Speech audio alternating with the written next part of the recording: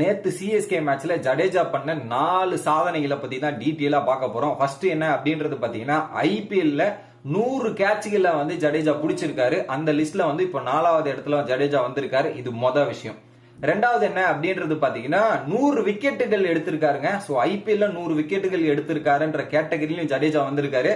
சாதாரணம் கிடையாது 100 விக்கெட் எடுக்கிறதுல. அதுவும் ஐபிஎல் மாதிரி போட்டி இல்ல, வேற லெவல். நேத்து ஒரு மேட்சையே திருப்பி போட்டார். சோ 100 விக்கெட் பட்டியல்ல ஜடேஜா என்டர் ஆயிட்டார். அடுத்ததா பாத்தீங்கன்னா 1000 ரன்களையும் ஒரு பக்கம் சிஎஸ்கேக்காக கடந்து அந்த லிஸ்ட்லயும் ஒரு பக்கம் ஜடேஜா வந்திருக்காரு. சோ இதெல்லாம் ஒரு பக்கம் இருக்க 3 அவார்டு மெயின் வந்துருச்சு. ஃபைனலா தல தோனியோட ரெக்கார்டை ஈக்குவல் பண்ற அளவுக்கு வந்திருக்காருங்க. சென்னை சூப்பர் கிங்ஸ்க்காக அதிக man of the match award வாங்கினவர் தல தோனி. 15 இருக்கு. ஆனா அந்த 15 ஈடு கொடுக்கிற விதமா நேத்து கேகேஆர் மேட்ச்ல அவர் போட்ட பவுலிங் ஒரு மிகப்பெரிய திருப்பு முனையாவும் சென்னை சூப்பர் கிங்ஸ் வின்னிங்க்கு ரொம்ப ஹெல்ப்ஃபுல்லா இருந்து தல தோனியோட ரெக்கார்டு 15 ஈக்குவல் பண்ணிருக்காரு. இந்த சீசன் முடியறதுக்குள்ள பீட் பண்ணுவாருன்னு நினைக்கிறேன்.